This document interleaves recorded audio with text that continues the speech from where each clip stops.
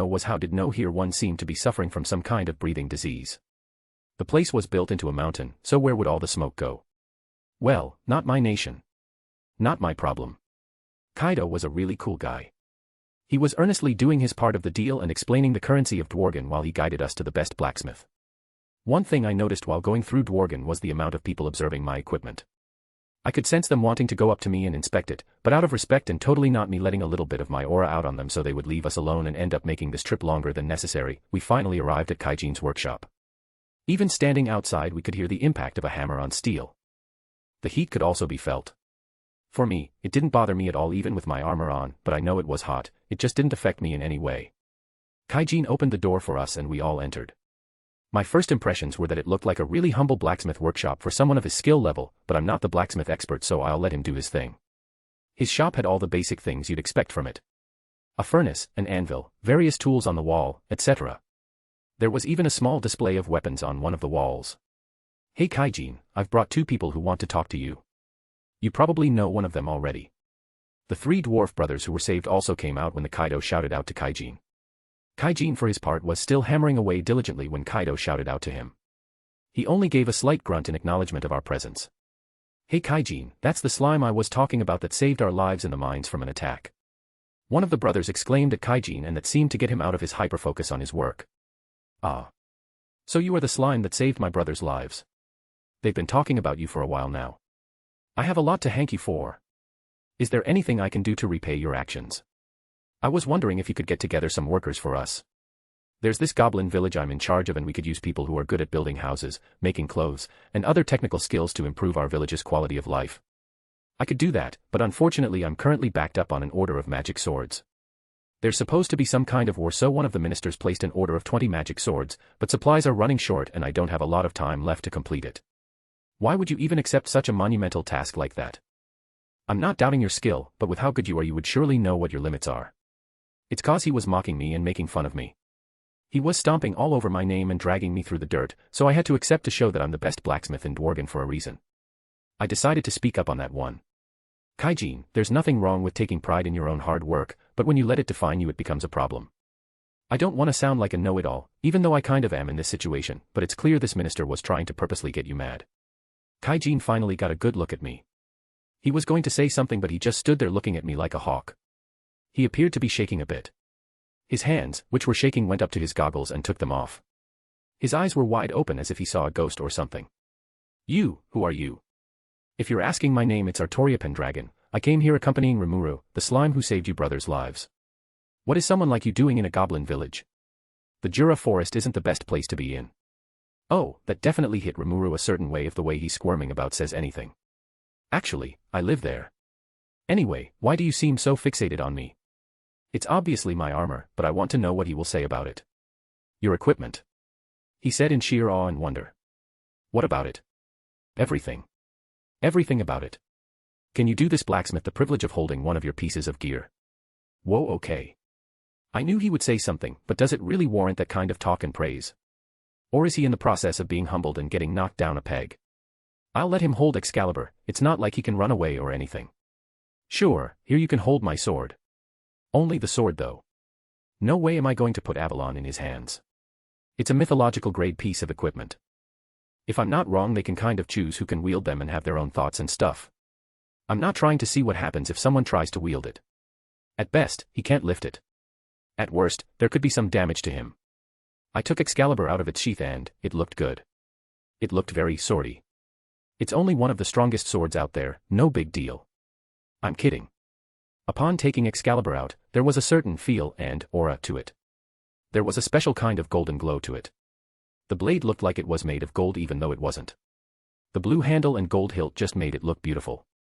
Majestic wouldn't begin to fully describe it. I've already used it once, but this is the first time I take a really good look at it. I put it in Kaijin's hands and he was treating it with extreme care. I don't think it was necessary though. It's not like dropping it on the ground would put the tiniest scratch on it. But I guess it's part of respecting the weapon or something for a blacksmith. Kaijin was inspecting the sword to the best of his ability. I don't know what he is able to pick up from it, but he knows more, so I'll leave it to him. Who made this sword? This doesn't look like something that can be made by even the best dwarfs or blacksmiths out there. I've never seen anything like this. It's not even made from magi steel either. Can you please tell me where you got this from or who made it? What do I say? That it was made from some fairies who were godlike in power?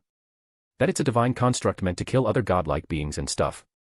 Wait, Excalibur right now is supposed to be a legend grade, but I'm not sure it's supposed this strong for its rank. Is it at the tipping point of legend rank before evolving into mythological grade? Doesn't matter, it will evolve when it evolves. I would tell you, Kaijin, but only if you agree to Rimuru's offer and come back to the goblin village with us. Haha, your curiosity will be your own downfall, Kaijin. You will not be able to resist the knowledge you could gather from my answers. Wait, Rimuru still has to copy his 20 swords before he can really think about it. I doubt he will just abandon all this and leave on a whim. It will land him in hot water with Dworgen. I really wish I could, but right now, the order I'm working takes more importance. Hey Rimuru, I'm sure you can help our blacksmith friend here, can't you? Ah. I can. Aramuru seemed to be knocked out of some kind of stupor, like he was distracted. What does he mean, I can? I go towards Aramuru, pick him up and hold him face to face. Rimuru, are you joking with me right now? You are a slime and it's obvious you have some special skills and powers. Put them to work and help our friend Kaijin here, alright? I put him back down and he got to work. He threw out a chunk of magi steel that sparkled like a rainbow, but after looking at and holding Excalibur, Kaijin didn't react as one would expect, but the three dwarf brothers and Kaido showed more of a reaction. Rimuru tried to attract Kaijin more, but just having a chance to know more about Excalibur still beats that out. Should I feel sorry for kind of stealing the show? Nah. Rimuru then proceeded to take one of the magic swords that were completed and swallowed it. Then he copied the sword and spit out 20 identical copies. The faces of shock on everyone in here were kind of funny. I kind of feel bad for Kaijin now, to be honest. First, he gets shown a sword that defies most of what he knows and he can't follow that knowledge without kind of betraying his nation, and then a slime just makes his hard work kind of obsolete in a few seconds. He'll get over it, he's a tough guy. He will welcome the challenge with open arms. This is merely a setback that will expand his view to a broader perspective. Kaijin, after some thinking to himself, made a decision. Rimuru, once again you have my thanks. With this, you have saved my skin once again. I have to say I probably did get a bit too prideful when taking this order. I'll be more mindful from now on. And regarding your request, I can definitely help you there. Rimuru literally beamed with a sunshine glow around him. Thanks a lot, man. How long do you think before you are ready? Calm down there, Aramuru. Let's celebrate first and then we can talk business later. There's this bar that has some elves that serve you. You will have a fun time, I guarantee it. I tried to stop Rimuru before he went off into fantasy land, but I was too late. He may not be saying it out loud, but he was totally mumbling about elves in his mind, and this isn't due to me knowing already. It's so easy to see by the way he's wiggling around and some slight mumbles that would get out. Well, I'll join you guys as well. Are you sure? It's mostly a place catered to male guests. You might not be comfortable. I appreciate the concern, Kaijin, but I'll be fine. Trust me. Alright, give me some time to clean up, then we can go. Kaido left shortly after, saying he had some work to do and couldn't stick around longer. Sometime later, we were finally heading to the butterflies of the night. And I'm sure Rimuru was still mumbling and fantasizing over it. I get it, trust me I do, but chill out a bit. Chapter 9, Chapter. So here we are, in front of the butterflies of the night. It certainly stood out from all the other buildings here. Even the non-industrial areas look industrial.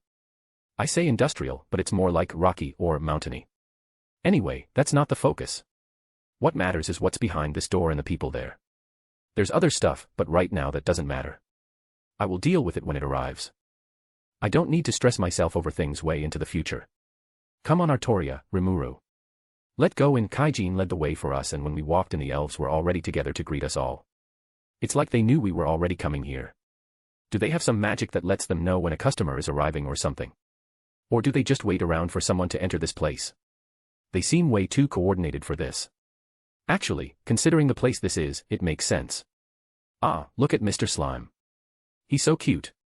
A blonde elf ran towards Rimuru, picked him up, and started hugging and doting all over him. He's lucky he's a slime, or I fear the face he would be making if he had proper facial emotions would look very off-putting, to say the least. I've invited my new friends and my brothers here for some drinks to celebrate, so let's have a good time. Kaijin said in a very joyful tone. Not overly excited, but more as if a heavy weight was taken off his shoulders. Which is exactly what happened, but it is nice to see someone experience that. All the elves started to set up the table and started to pour out the drinks. I'm pretty sure Rimuru is still lost in his own little world, but he eventually starts to focus and starts paying attention, for what it's worth. I was sitting down when a mug of beer. Or ale. Aren't they the same thing actually? It doesn't matter to me. When it was served to me, everyone was suddenly focused on me. Why are you all looking at me? Rimuru decided to respond to my question. Your helmet. For the time I've known you, I haven't seen you with your helmet off. So, I'm just curious what you look like. I think everyone here is too, since they're also waiting for you to take off your helmet. Now that I thought about it, he was right, I've never taken it off. I just didn't see a need to take it off. I haven't eaten, since I don't need to, and I don't need to use the resources of the village when it's still in a state where we lack many things. It also doesn't bother me at all. My vision doesn't seem to be affected by it either. Well, I just never had a need to. I'm not trying to hide my face or identity or anything like that. It's just that an occasion where I consider the need to remove it hasn't occurred. I'll take it off to enjoy these drinks though. That's it. I thought you would have some kind of important reason or something. No, I don't. Why do people assume that what I have to say or the things I do have to have a certain meaning? You kind of give off that vibe though. Like you have some kind of wisdom or something. That has to be some kind of irony since he has great sage. Also me. Wisdom. Nah. I'm not any Solomon when it comes to that. I wouldn't describe myself as wise, Rimuru, but enough about that, just enjoy the drinks. As much as you can at least, since you're a slime and all that. I reached up to take off my helmet. The giant mane attached to it also came along with it. I can totally enjoy my DRI-. I fully take it off and set it beside me. The air is easier to breathe, and I can feel it on my skin, but other than that not much of a difference. What were you saying, Rimuru? I looked at him and he was standing still looking at me with a large blush. I look around and also see Kaijin and his brothers with a blush. Wasn't expecting that from them. The elves though, seemed to be, overreacting I think. Their entire faces were like tomatoes. I think that makes sense though. The elves are supposed to be more sensitive or have a better connection to spirits or something like that. I'm a divine spirit, so they are probably freaking out at me or wondering what I'm doing here or something. Doesn't matter to me though. I just want to enjoy these drinks. You are so beautiful. Rimuru, I already told you. I'm not interested in you. What? I didn't mean to say that. That wasn't a confession or anything like that. I was just complimenting you. It's okay, Rimuru, we all experience rejection, but you're lucky that you are in the perfect place to forget your sorrows. Kaijin tried to console Rimuru after my rejection, but I think it hurt him more than it helped. That seemed to calm down the atmosphere after everyone was charmed by my face and beauty. I know, I'm a modest person, but hey, what are they gonna do? I'm not being narcissistic or anything. Just telling the truth. One of the elves got closer to me and asked me a question. What is a spirit like you doing here? Is it really that rare for a spirit to be out and about? No, but spirits of your strength don't tend to just wander around. They usually have a purpose or reason when they appear. Well, I'm just different from the rest, but don't worry about it, let's enjoy these drinks. That festive atmosphere started to pick up now after that sort of awkward talk or whatever that was. I was expecting some kind of food, but I guess they don't offer it here. Tasting this beer they had, it was fine, but that's my bias talking. I never liked beer. It always tasted the same to me no matter what flavor it was. I was more of a tequila and vodka kind of person with a little bit of whiskey too. I also enjoyed margaritas, piña coladas, mojitos, daiquiris, and other drinks of that nature. I got up from my seat and went to the elf that was the bartender. Excuse me, do you have other drinks here? Oh, yes we do. Do you have anything you're looking for? Do you have some fruity options or something along those lines? Oh, we have other flavored alesh and other types of beer. Really? That's all they have? All those fancy and expensive-looking bottles on the shelf are just different types of beer. They have to be joking. I decided to just be direct with what I wanted. Do you have anything called tequila? It was an absolute shot in the dark and a long shot. I'm 99.9% sure they don't.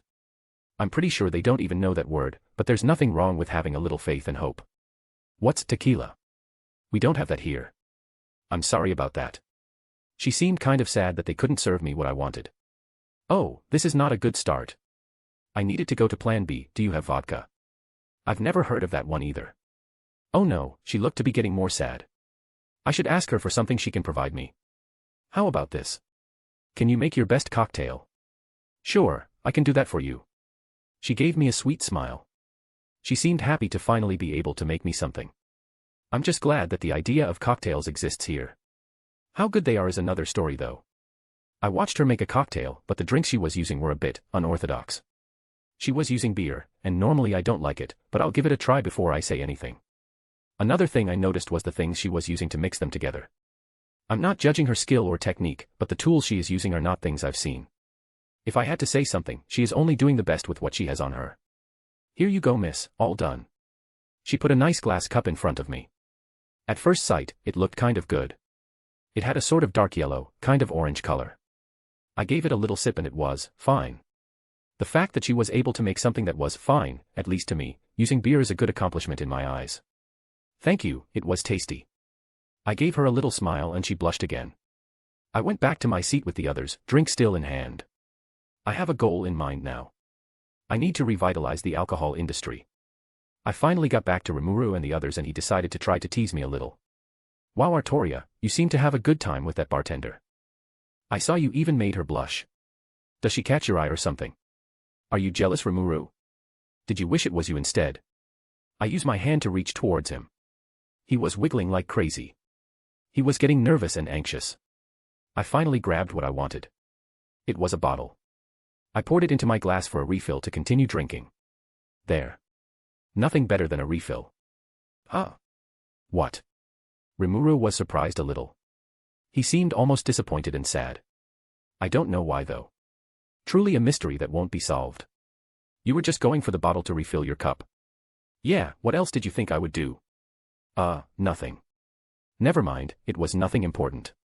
It's okay, Rimuru, I completely understand. It happens to the best of us. Just keep having fun. Maybe one day you will find the person that is best for you. Kaijin again tried to make Aramuru feel better and once again it seemed to have the opposite effect on Rimuru. It's the thought that counts at least. The dark-skinned elf seemed excited after seeing us talk about people we were meant to be with. Oh, Mr. Slime and Ms. Arttoria, do you want to try something fun? She asked us and started moving her hands as if rubbing a sphere. Rimuru is thinking of other things. What do you mean by fun things? Is it like a special type of thing you do here? Yes, it's something special that I can do for you. After I'm done it will give you a different outlook life. The world will look much brighter and you'll have an extra bounce in your hops, Mr. Slime. Wow. This elf is playing with Rimuru like a fiddle right now. I should speak up a little here. Rimuru, it's obvious she's talking about seeing if you have a fated one, and if you do what they look like. What else were you thinking about? I wasn't thinking of anything at all. I totally knew that's what she was talking about. Believe me. Sure, Rimuru. Sure. I turned to the elf who was laughing a little. Please continue. I'm curious if I have a fated one. The elf took out her crystal ball and started to move her hands around it. There was a dark blue swirl in the ball until it finally started showing some images. It was Shizu with her students. She looked nice with her long black hair and black eyes. Those red burn scars under her eye only seemed to make her look better in my opinion. That's your fated one, Mr. Slime. She looks really lovely, Rimuru. I hope you meet her one day. Kaijin gave his own thoughts on that. It made me wonder if I should save her, but the problem is that she herself doesn't want to be saved. This brings up some moral and ethical discussions. It's not nice to think about it, but sometimes you have to. Geez, I'm kind of killing the mood for myself here. Let's see your fated one, Ms. Arttoria. The elf said to me and started doing the same movements on the crystal ball. The person who appeared was someone that I would call cute. Not beautiful or pretty, but cute. She had 2 white horns, pink hair, crimson eyes, and a slight pink tone to her skin color. She had teardrop markings on her eyes, but they looked good on her. Oh, that's an ogre. I heard they're a ferocious bunch who tend to value strength. Kaijin, I'll have to stop you there. I will not stand for any slander on her. Look at her, she is not ferocious, in fact, she looks more precious.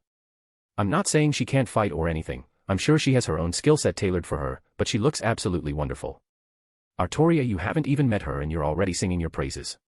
Are you already affected by her even if it's just through a crystal ball? Rimuru, isn't the answer obvious? Of course I am. I said in a slightly loud tone in joy. I was going to continue celebrating but someone came through the door completely killing any sense of fun in here faster than Rimuru can fantasize about elves. Can you keep it down? Also, what is a monster like a slime doing in here? I didn't think an establishment such as this would allow such a thing in here. It was Vesta, and holy moly, this guy sounds extra condescending. You can see it on his face, he probably thinks he's extra superior to anyone below him in rank or whatever and he can just abuse his authority. And you, Kaijin, what are you doing here drinking? You should be slaving away at the order of magic swords I placed that you so gratefully accepted. Not only that you stoop so low as to hang out with such a lowly slime. I don't think it can get any more obvious that this will not end well. I already finished it, Vesta. I received much needed help from a new friend of mine. I could hear him trying to hold himself back. He tried to remain calm, but Vesta was really pushing his buttons. Now this is news, the mighty Kaijin needed help in his blacksmithing. You have certainly fallen from your greatness, haven't you? Have you grown so desperate to the point that you need to seek counsel from that slime there that is now your friend? What could such a weak monster like a slime possibly do for you? He's really laying the dirt on him. How much of a grudge does this dude have? He's more salty than some of the French fries I've eaten. Kaijin seemed to have had enough. He got up from his seat and ran towards Vesta and gave him a mean right hook to his face. I'm not going to let you disrespect my new friend like that. Hey Rimuru, you said you need some skilled workers, right? Well, you just got yourself one of the best ones in all of Dworgen. I'll be honest, Kaijin is a real one for that. My respect for him went up. Vesta was on the ground absolutely angry, but I could see a smile and hint of happiness there. The others might not have noticed, but I did. He was hoping for something like this to happen. Once again, the door was blasted open, this time by Kaido and a few other guards. They saw what was happening and immediately started to arrest Kaijin, Rimuru, and the 3 dwarf brothers. I walked to the table where we were sitting. Hey, what are you doing? You are also being put under arrest. I didn't even do anything, but fine, I'll just go along with it. Don't want to be an enemy to Dworgen and ruin any chance of diplomacy in the future. I'm just going to pick something of mine up. I go to get my helmet and put it back on. I turned to the dwarf guard and started walking towards him. He took a little step back. He was a little scared and intimidated. I just held out my hands towards him. Go on, put on the chains. We'll also have to take your equipment from you. No. This will be the most I will do. You'll just have to trust one won't do anything. Who does he think he is? Sorry pal, but I'm not giving my equipment to anyone unless I decide so for myself. The guard gave up and just put the chains on my hands. I'm pretty sure everyone here knew I could easily just break free whenever. This is only a mere formality on my side. Kaido was really disappointed in Kaijin, but he had a job to do. So we were all escorted back to the jail cell where we would await our trial. This is why I'm not a big fan of the government. Chapter 10, Chapter. Nothing brings people together than spending time in jail. It was a little quiet and awkward between us at first, but Rimuru was able to sort of break the ice with everyone here. Kaijin opened up more about himself. He was apologetic towards everyone here. He admitted that he was wrong and that he should have controlled himself, which is tough for most people to do. Admitting that you were wrong and apologizing to the people or person after is hard for a lot of people to do. When someone does do that, it says a lot about them.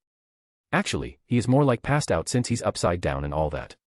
Did you know that if you spend a long enough time hanging upside down you can die? Gobta will be fine though, he's a tough goblin, probably. I know things that are supposed to happen, but I'm actually doubting a bit on this one. It doesn't matter, he'll just develop, hanging upside down, resistance. The guards came over to our cell and chained us up again before escorting us to the courtroom for our trial. The trial took place in a really large room. There were knights stationed around the perimeter of the room. They were on very high alert when they saw me walk in with full armor and with my sword and lance. They were ready to attack at a moment's notice, so they were watching and scrutinizing me more than the others here, but I was doing the same to them. I was watching their every move, not out of worrying about an attack, but more to scrutinize them as the knights they seemed to be presented as. It was subconscious on my part, but I couldn't help it. Whenever I looked at one of the knights, they would slightly shiver. At least they were able to maintain a little composure when I focused on any one of them. I'm being nice when I say they just barely get a pass in my eyes. I and the others stood before the judge, well, more like judges. There were 3 judges. 1 in the middle and 2 next to him, but they were on higher elevated seats and of course the king's spot, which was the highest in the room. Vesta was here doing his best to look like a victim of some kind of bombing with all those bandages and a cast. He's not even being subtle about it. I know Gazel knows that he's faking it, and I'm sure the judges should know that he's faking the extent of how badly he was hurt, but hey, it is what it is.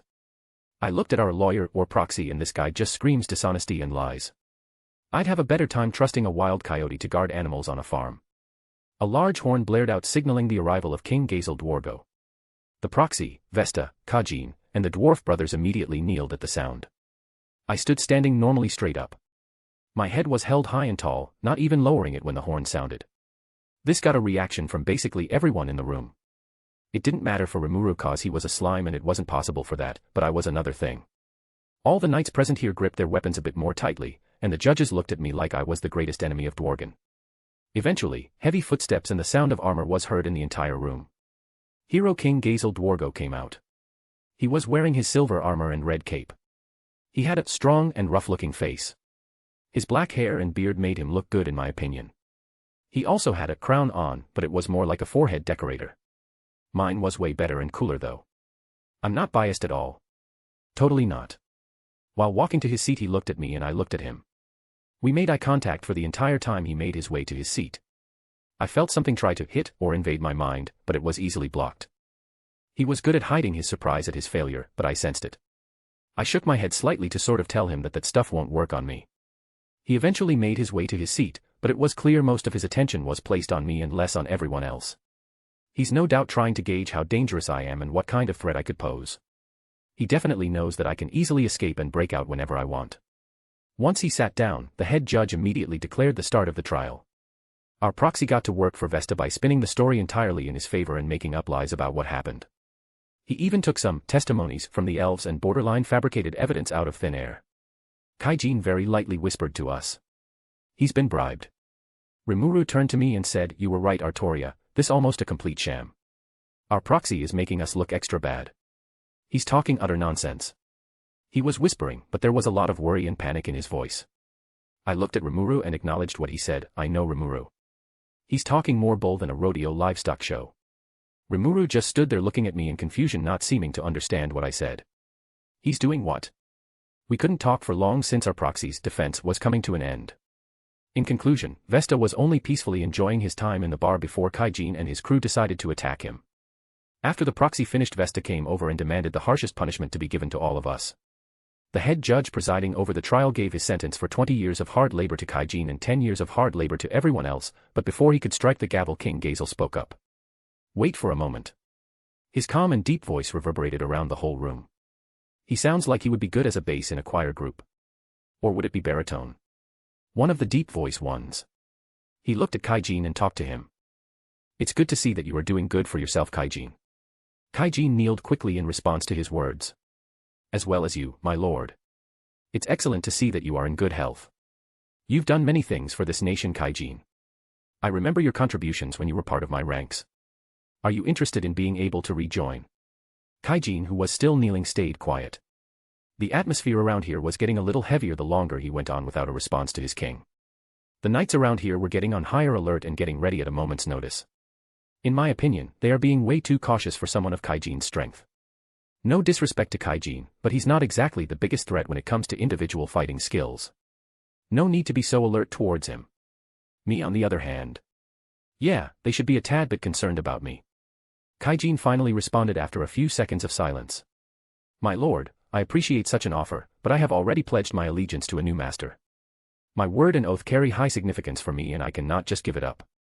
Even if you were to order me, my lord." His statement sent the knights into a fit of protest. They readied their weapons at him, ready to skewer him at a moment's notice.